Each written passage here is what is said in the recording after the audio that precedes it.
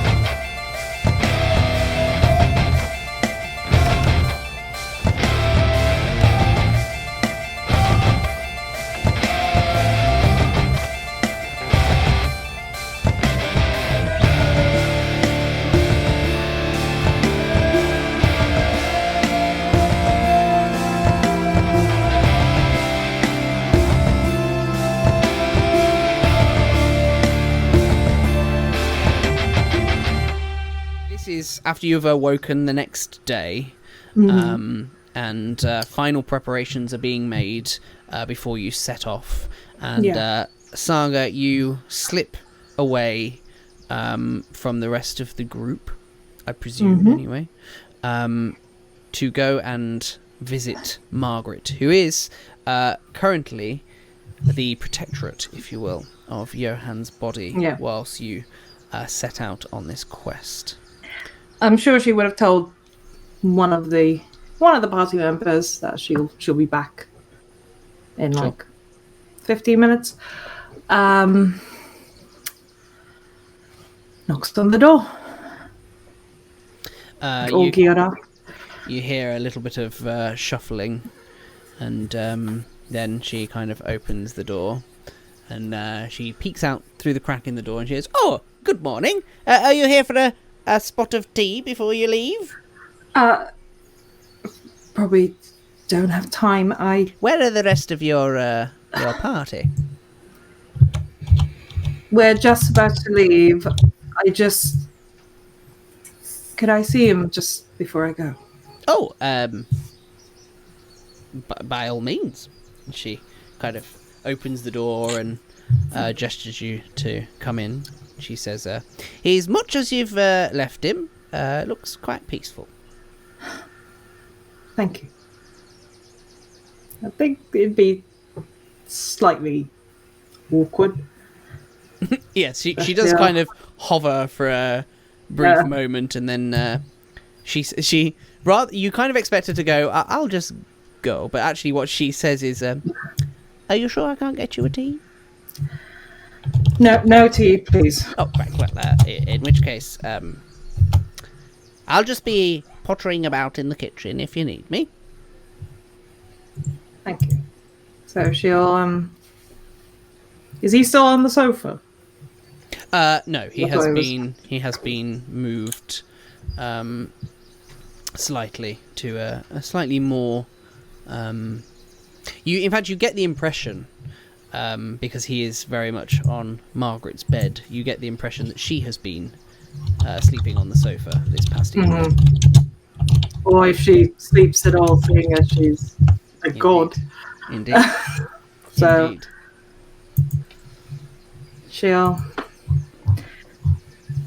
It's that thing where she's both happy to see him, and then really it's hard to watch.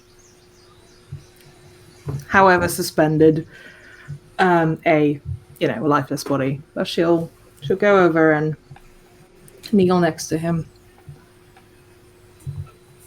Just look at him for a second.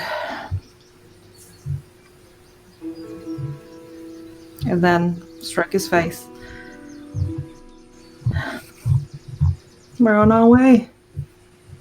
Just hold on. And then she kisses him on the cheek. Lingers a little bit.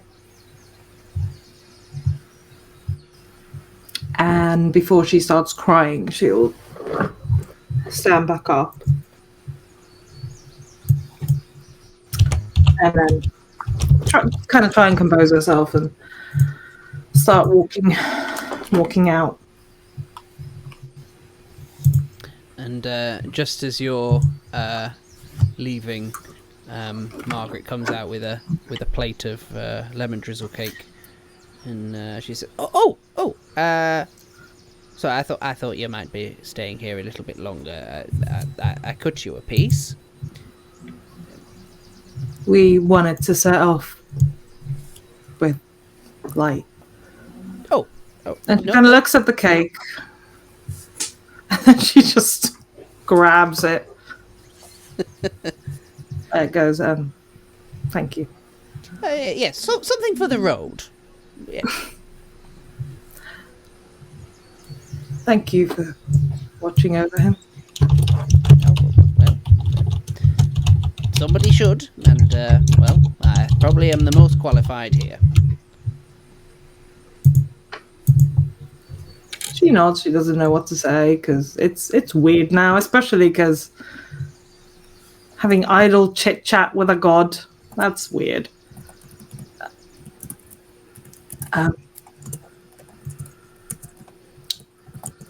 Thank you for what you do for. Sorry. Oh, I should go. Well, may the journey go as well as can be. Goodbye. And she'll walk back to where everyone else is with like a handful of cake. Sure. All right. So you're all kind of making your final preparations to leave, and you see Saga come back with a handful of cake. Quite literally, a handful of cake. Yeah. As part of my final preparations, as I'm finishing, the long rest, picking my spells, all that sort of thing in the morning, could I cast just at the end of my long rest a spell, if that's quite all right? You certainly can. Yes. What are you? Lovely. So I spend 10 minutes getting some sorts of chalk and stuff out of my pack, and on my armor I start to daub the symbol of the owl that was on my tabard that's now burnt. There's a rough, not a very good artist, but a rough drawing of it, and I mutter several words to myself, including the family motto, the Tutus Gloria Mercies. Glory is the reward of valor. And then from outside, you hear the distant sound of hooves and a whinny as heads turn through the town, as appearing out of what seems to be sort of spectral dust appears soon the physical, solid form of a warhorse. Very a warhorse with its own lovely flawless tabard waving in the wind, with on either side the symbol of an owl in flight with claws forward, and on its brow a pair of wings upright in the air. As I look out the window and I see it arriving as it rears and waits for me, and I shout out of the window, "Balthazar! Oh, wonderful! I was hoping it would be you." As I trot down I grab my stuff and I trot down the stairs to join the others. Nice. Now, your particular steed here, Yes. would you consider them more agile or strong? They're stronger than they are agile. Okay. In which case, then, I'm going to give you an additional bonus here. Ooh. If you are using this steed during your travels, If you are required to make a strength check or strength saving throw during the journey, you may instead replace that roll with a animal handling check if you want to. Okay. Balthazar. I probably won't. I probably won't. I'm stronger than I am good at animals. Don't suppose you have 3 more of those. What? Oh, well, no. I'm unfortunately family perk. This was as Balthazar. This is my great grandfather's war horse, continuing to serve us in the afterlife. Aren't you, good boy? Yes. They don't got an apple. No. She'll stroke the muzzle. I don't suppose you've got a spare donkey for me. A donkey? Don't be ridiculous. I miss my... Are you all going to walk? Yeah, we didn't really have a choice. Oh, I miss my horse. right. How the other half live? And I climb up on my my cad. horse. Yeah. Revs the engines of Balthazar. He has 1 horsepower. Technically, yes. Glory. Oh, sorry. No, go ahead. Go on. I was just going to say, Thorik would want to make sure that, obviously we've done rations and stuff. Mm-hmm. He'd want to take a bit of fresh food, like in amongst things, to try and keep everyone like happy and well sustained. You know, the world is always a bit brighter when people have. It's been a while since Thorik's done some good solid cooking. Yeah, that's true. Okay. Other than the fry up with the we had the other night. Yeah, it's been a while since Thorik's done some good honest dwarfing recently. Okay. So you're planning to cook a meal, is it, before you start off? Is that? Yeah, I want to cook something hearty, and if he's got time, he'd actually like to, and if there's ingredients, which there should be, because it's pretty simple stuff, as long as he can get hold of some honey. Mm-hmm. I'd like to make a good meal, and I would like to make his father's recipe, dwarven honey loaf. Oh, we had that the very first. It feels significant. So, just to be slightly meta for a moment, Sure. the first step of the journey phase of Uncharted Journeys by Cubicle 7 is a group travel check, in which you're all kind of rolling various skills and abilities based off of what you're doing as part of your general travel. And one of the options for the quartermaster, because you've got 3 options. Yes, I did see. Well prepared. Yes. No, so that's the supply dice thing. This is for the group travel check. One of the options is a warm meal, where you prepare a hearty feast or something to set the group off. So if you'd like, we'll count that as your choice for the group travel check, because it seems appropriate. So whilst if you are all ready to set off, we can kind of begin there and go from there. Unless there's anything else anybody wants to do otherwise before you set off. Just check that everyone's got all their stuff, and he'll sort of say to Marvellus, how are the gauntlets fitting? Oh, they're lovely. They don't quite go with the travelling clothes, but I'm sure once we're in somewhere a bit nicer, the fine clothes will do them justice. Very nice. Very nice indeed. Thank you again, brother. You're most welcome. Have they... When I found them, they were kind of pinging with magic. Have they given any...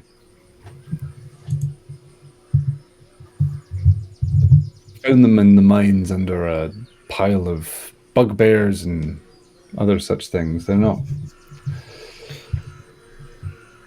Yes, they give me a certain good feeling. I'm interested to see what they actually do. I can sense that there's more to them than just being aesthetically nice. Well, let me know. Oh, I've been curious about those. You are really testing me here. I don't recall magical fine clothes. Gauntlets. No, it's the gauntlets. It's the gauntlets. Oh, sorry, I was still on the fine clothes. I was like, what? The gauntlets. Okay. Have you attuned to them at this point? Yes. Okay. In which case, then... Wearing them in his sleep. Yes. like wearing I slept in my armour last night. That's a new... All right. I like to think that Marvellus has done the equivalent of like put hand cream on and then put rubber gloves on. Yes. Of mice and men. Keep my moisturised gauntlet. Certainly, Marvellus, after having attuned to these gauntlets, you do feel significantly more hench. Because these are, in fact, gauntlets of ogre power. Ooh. Increasing your strength score to 19 whilst you wear them. Smite so hard! You may add those to your character sheet. Is that a +4 or +5? I shall. That'll be a plus... 19's +4. +4, yeah. Wow, buzz wham. Wah wah wee wah. What a man. What a guy. Such a man. That's a deep cut. He's a That's a real deep cut. Shout out in the comments. Yes, that is a deep cut. Appreciate that one, Callum. All right, so any other final things before you set out?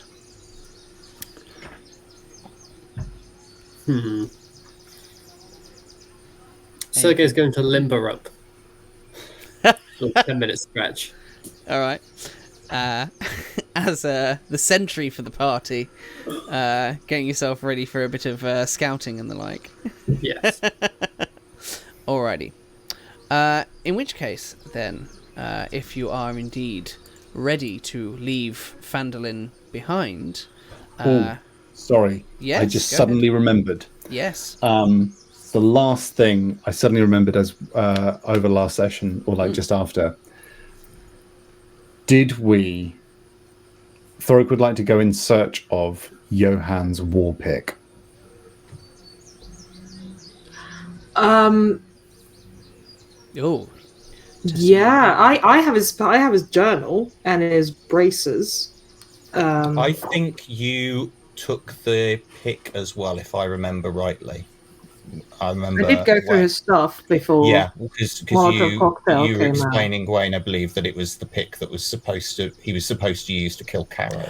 Yes, yeah, but I remember it was when if Saga's got it, fantastic. But it was when the room was on fire, and I don't know whether we explicitly said we picked up. If not, he'd be going for it. If Saga doesn't have it, if Saga has it, tickety boom. I remember handling it. I'm being 100% honest. I remember handling it. I remember saying I'm taking it, but I didn't take his pack. I gave Stephen to Sergei. I took his personal journal, not the Book of No. And then for flavor, I'm wearing his leather braces. For flavor, not for any. It's not going to add to my armor class, but I'm wearing it so I have something of his. I do know that Callum's memory recall is significantly. Oh yeah, I've not missed a single thing. I've definitely not forgotten anything recently. So I think I did say I have the definitely not forgotten anything at all. armor. Let us know if you noticed how more difficult that fight was. Yeah, I also said that was to see who was paying attention. And it turns out the audience were paying more attention than we were. It's an Easter egg. Everyone just screaming, "You put your armor!" Look down! Look down! Oh! So thank you, audience, for particularly our wonderful patrons for calling us out on that. Anyway, so you make your final preparations then. Make sure that you've got all of the gear together, and you begin the final steps of setting off. So, as I say, part of this process of the Uncharted Journeys by Cubicle 7, you get to make a group travel check. This is to determine the general tone of your journey by choosing certain things that are thematic for your role that you chose, which, just to recap, Marvellus, you are the party leader. Saga, you are the party outrider. Thorik, the quartermaster. And Sergei, the sentry. Now, depending on how well this role goes, depending on your choices, of course, as well, may make this journey easier or more difficult. One such thing that might make it more difficult if it goes poorly is that you may face more encounters on the way. And again, in this particular system, encounters don't necessarily mean combat encounters or even social encounters. They are various different categories of scenarios, some good, some bad. But that is determined at random. Okay? Look, a friendly frog. All right. So, let us begin by, I think, starting as the person who will be setting the tone for the journey himself as party leader. Let's start off with Marvellus. As part of your group travel check, you can either bolster the party with outward confidence, you can improve their inward resolve, or, if you like, sing a song or tell a tale of heroic travellers on an epic quest. My. Ooh, I think inward. I think we're going to want outward confidence. I think that we need to feel that we're going to be successful in this. I think it's good to start with a positive mental attitude. All right. In which case, then, how are you going to boost their outward confidence as you just begin to get ready to set off? I say, we've already done half the work. We've planned out what we've got to do. It's simple. All we have to do at first is get to the barrow. And then once we're there, we know what we've got to do then. And then after that, we know what we've got to do then. So we just focus on one thing at a time, and this will go swimmingly. After all, it can't go any worse than the last one did. We've got our armor on now. Well, I for one feel very confident. All right then. That's it. You're looking well. He makes a valid point. All right then. In which case, Marvellus, could I please get a persuasion check from you? Oh, please? you absolutely can. Hang on. It's my favy. Right, that is on the dice an 11, and that is 17 altogether. Ooh, very nice. Okay, superb. Any responses to Marvellus, of course, off the back of that? I think Saga would do a roll her eyes, but she's kind of smirking from one side. It's that kind of good-natured rolling of the eyes. I'll finish it off with a little trill on my lute, just a little. Thorik, sort of having washed and actually looking a bit more respectable as a dwarf. He's replatted his beard, is back in his bit more cheery self, and kind of politely listens and sort of nodding approvingly, like yes, and sort of gives a here, here every now and again. Nice. Okay, so I think we'll go next to Thorik. Now, I will let you know the options just in case you do want to change your mind. So the options that you have are to share the load, which is taking a few things from other people's gear and just kind of taking it as your own burden, just to make things a little bit easier for everybody else. You can take things from people's equipment and kind of sharpen the blades, tighten straps, mend saddles, and things like that with good as new. Or you can prepare the warm meal, as we discussed. It's going to be a warm meal.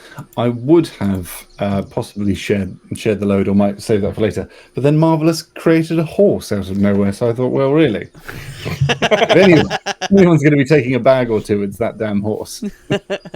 All right. In which case, then, could you make a, I think, wisdom check? And utilizing either, if you have proficiency, cook's utensils or brewer's supplies, so adding your proficiency bonus from either of those, depending on what it is that you're making, of course. I'm proficient in both, but I have cook's utensils. I don't have my brewer's supplies with me. Ah, okay. Unfortunately, I don't have a gallon barrel with me, unfortunately. Sure. All right. Stunning. That's a 19. Okay, so talk through the preparation and the result. Well, he probably he's making some breakfast. He's probably gonna be doing a sort of a dwarvish continental, which is a lot more sustaining than a regular continental. It's kind of like very, very like hearty, savoury pastries. What is kind of like a sausage roll, but much better, kind of like a sausage roll of kind of like, there's some kind of secret sort of chutney herby situation in there. It's like got lovely puff pastry. It's all very like hearty and just goes down the tree. And then with slight kind of, a slight sadness, but kind of knowing it's the right thing to do, he makes his dwarven honey loaf for the journey as like a nice treat for the first couple of days. And he makes it lovingly, drizzles the last dash of heather honey that he's managed to trade for over the top, and sort of wraps each one, sort of honey loaf cake, wraps each one in its own kind of little sort of tea towel, essentially like a little linen sort of parcel each, and kind of goes to each of his fellows and sort of passes first one to Sergei. Well, thank you. Says, first thing I made, thought it seemed appropriate to honor the journey with good food. Yes, I remember the first time you made it. Much has changed since then, but this stays constantly good. I'll take a bite. Agreed. He'll pass one to Saga, and just smile at her, and then passes a second one to Saga, and just says, I overmade in the recipe. This one would have been for Johann, so she goes to say something and then just nods and takes it. Yeah. Pretends to like squint at the sun. He's like, my eye. And then brings one over to Marvellus and hands him one. That aroma. Secret recipe passed down by my father, granddaddy, and granddaddy before him, and great-granddaddy, and great-great-granddaddy. Marvellus takes a bite. Would you like to describe the sensation? It is. Calling it like a loaf, it's not like bread. It's more like a kind of banana bread kind of situation. So more cakey. It is a rich, warm, spiced loaf cake. Essentially, like sort of pierced and drizzled through with whiskey-infused honey.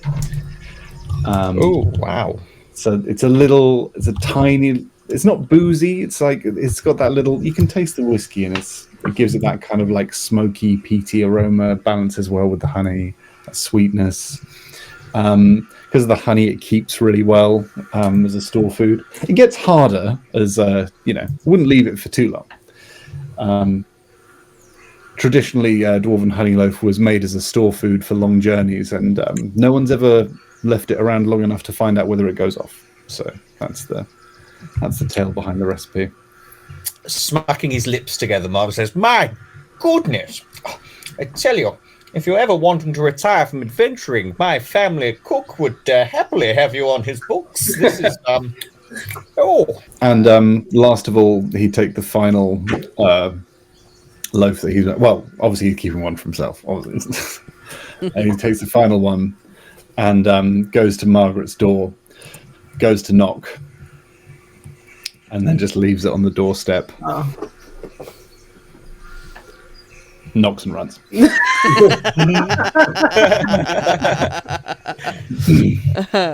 All right. So we will come to the outrider and the sentry in a moment, because your checks are a little bit more for on the actual road itself, as you essentially leave Phandalin behind and begin to make your way north. You're expecting about 3 days worth of travel here, approximately, before you get to the Dragon Barrow, provided, of course, the journey goes well. But you are full of confidence at the moment. You have warm, freshly baked honey loaf warming your bellies and putting a spring in your step as you venture out into the wilderness, as you make your way north from Phandalin. Goodbye, Phandalin. Marvellus on the back of Balthazar, waving with his new shiny gauntlets to the townsfolk, with the rest of you just kind of trudging behind, probably. Well, I wouldn't want to speak for you, of course, of your thoughts of Marvellous's horse, but...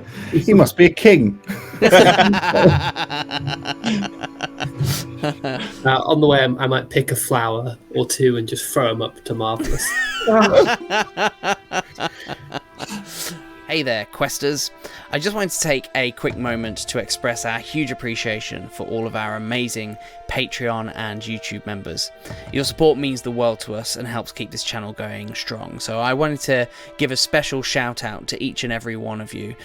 You are Woodstrapper, Simon Jelly, Martin C, Gallus, Gary Lloyd, James Hamilton, J.R. Belliston, Robert Treadwell, Jason Udall, Jason Bradwell, Nigel Raggett, and Rebecca Hill. Your support truly makes a huge difference, and we appreciate you more than we can express. And to those who haven't joined yet, I invite you to consider becoming a patron or YouTube member. And not only will you unlock fantastic benefits, including early access to videos and exclusive behind-the-scenes content, as well as access to our Discord channel, but you'll also be directly contributing to the growth and success of this channel. So thank you once again, all of you, for your incredible support, and together we're bringing these fantastic adventures to life. So thank you.